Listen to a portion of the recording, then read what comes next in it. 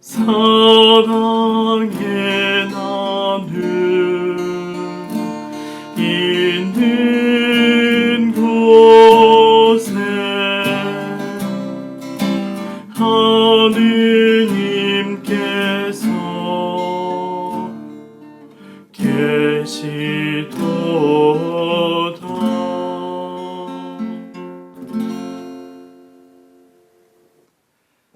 한 주일 동안 잘 지내셨나요?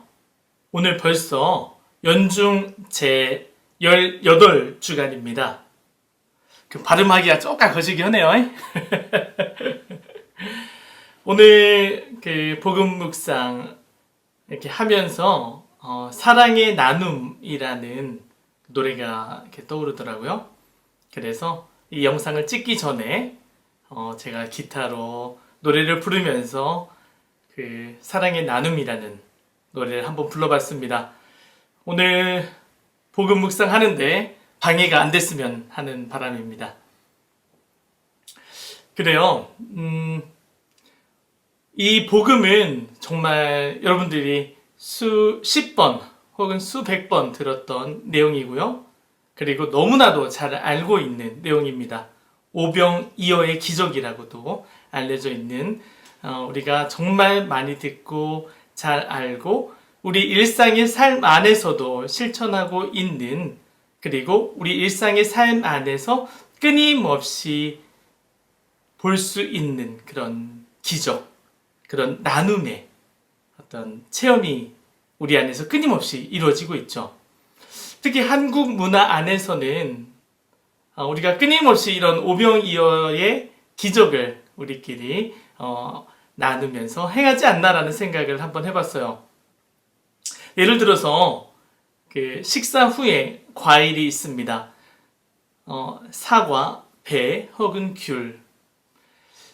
서양 사람들의 어떤 스타일은 자기가 원하는 사과 혹은 배를 가져다가 자기가 깎아서 자기만을 위해서 이제 먹는 거죠.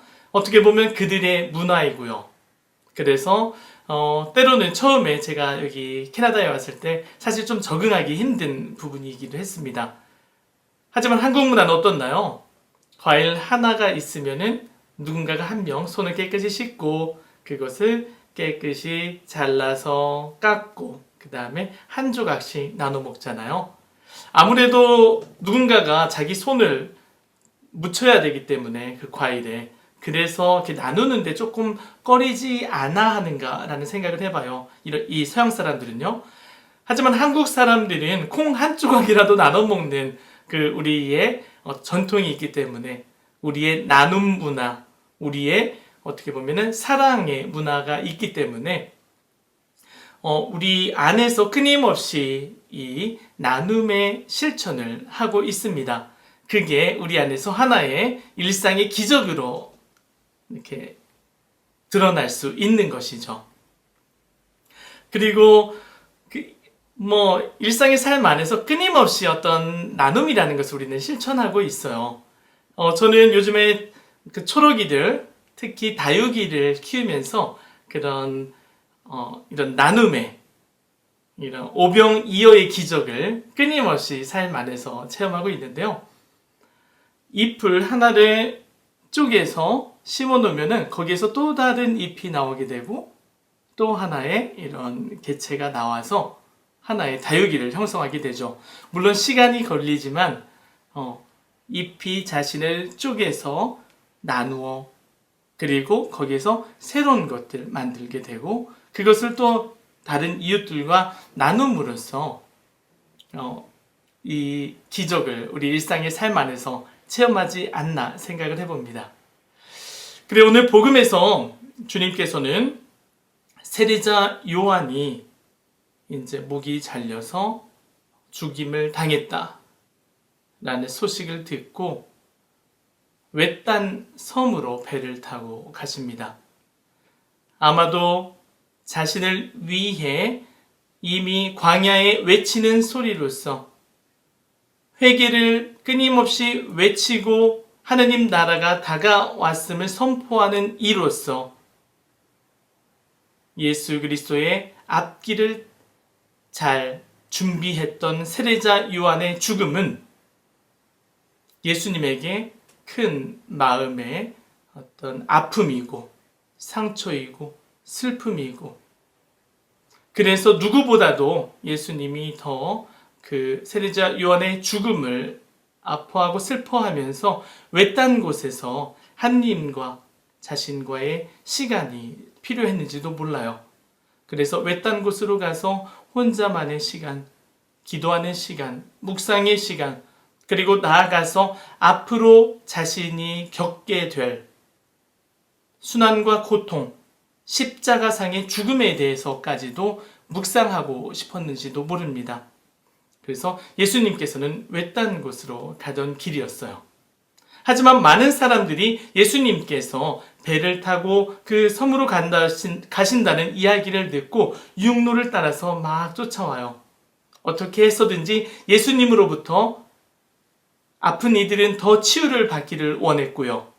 그리고 예수님으로부터 더 정말 영적인 양식이 되는 그 메시지를 듣기를 원했습니다. 그래서 많은 이들이 그곳을 이제 쫓아가게 되고요. 예수님께서는 그분들이 자신을 이렇게 만나고 싶어 하시는 것을 아시고 그들에 대한 측은한 마음이 들기 시작해요. 중요한 단어입니다. 측은한 마음.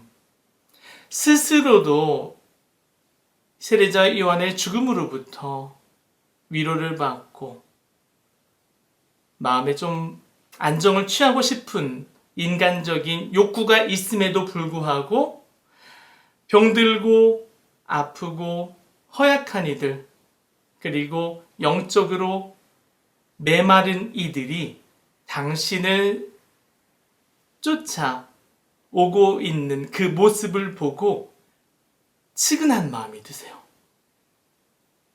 그 측은함 이면에는 그 사람들에 대한 사랑이 있는 거죠. 즉, 사랑과 측은한 마음에서 자신이 위로받아야 될 그 상황임에도 불구하고 그들을 향해서 나아가는 예수 그리스도. 사랑과 자비가 충만하신 예수 그리스도의 모습을 우리는 그 안에서 살펴보실 수 있어요. 그리고 아프고 병든 이들을 고쳐주시고 그들에게 말씀으로써 또 마음의 위로를 주십니다. 하지만 저녁 때가 이르게 되죠. 제자들이 봤을 때 이미 모인 사람만도 장정만 5,000명이 이상이 되는데 그들을 그곳에 머무르게 할 수 있는 어떤 물리적인 조건이 충족되어 있지 않은 상황이었어요. 그래서 예수님께 다가가 제자들이 얘기합니다. 스승님, 저녁 때가 다가왔습니다. 이 사람들 우리가 양식을 줄 수 있는 여유가 없기 때문에 이들을 그냥 자신의 집으로 돌려보내시면 어떻겠습니까? 예수님께서는 괜찮습니다. 그들을 이 자리에 앉게 하십시오. 그리고 말씀하십니다. 우리 음식이 좀 있습니까? 제자들이 좀 상심한 듯 얘기를 하죠. 네, 저희가 가지고 있는 거는 빵 5개와 물고기 2마리 뿐인데 이걸로 어떻게 우리가 저 많은 사람들을 배부르게 먹일 수 있겠습니까? 그러자 예수님께서는 그 5개의 빵과 2개의 물고기를 받아들이시고 제일 먼저 하시는 게 있어요. 하느님께 감사의 기도, 찬미의 기도를 드려요. 아버지 하느님께서 이 적은 양의 음식으로도 수많은 이들을 배부르게 하실 수 있다라는 확신이 있으신 예수 그리스도께서는 그 적은 양의 음식이라도 주신 하느님께, 그리고 이 음식을 나누어 준 제자들에게 이미 감사의 기도를 드리십니다. 그리고 제자들을 통해 사람들에게 가진 것을 나누도록 부탁을 하시죠. 즉 예수 그리스도는 하느님 아버지에 대한 신뢰, 믿음, 나아가 사랑, 그분께서 우리를 위해서 모든 것을 아낌없이 나누어 주신다라는 그 확신이 있었기 때문에 하느님 아버지께 감사의 찬미의 기도를 드리신 다음에 빵을 쪼개어 제자들을 통해서 나눠주게 하세요. 스스로가 다 나눠주실 수 있음에도 불구하고 제자들을 통해서, 즉 예수 그리스도께서는 우리를 끊임없이 부르시면서 내 자신을 통해서, 우리를 통해서 당신의 기적이 이루어 주시기를 요구를 하고 계시는 것이죠. 즉 우리를 끊임없이 내가 가진 무엇을 내 이웃들과 나눌 수 있게 초대하고 계십니다. 하지만 그 양은 정말로 보잘것없는 양이었어요. 5,000명이 어떻게 5개의 빵과 2개의 물고기로 배부르게 먹을 수 있는가? 즉 예수님께서는 가진 것이 풍족해서 이웃들에게 나눠주신 것이 아니라 가진 것이 부족함에도 불구하고 이것을 측은한 마음과 사랑, 그 2가지 그들에 대한 마음을 가지고 나눠주시기 시작을 해요. 여러분들도 그런 상황에 많이 직면했을 거예요. 내가 가진 게 적음에도 불구하고 남들과 나눠줄 수밖에 없는 상황에 있을 때 여러분은 어떻게 하시겠습니까? 여러분들은 그 나눔에 대해서 그들에 대한 측은지심을 가지고 계시나요? 상대방에 대한 사랑이 내 안에 바탕이 되어 있나요? 이것에 대해서 한번 생각해 보시면 좋을 것 같아요. 때로는 우리가 가진 게 너무 많아서 나누어 주는 경우도 있거든요. 내가 혹은 내 가족이 이 모든 것을 처리할 수 있는 여건이 안 돼. 그런 상황이 안 돼요. 그래서 이게 내가 가지고 있는 음식이 상할지도 몰라. 그럴 바에야 이웃과 나눠주기를 더 원하고 있는지도 모릅니다.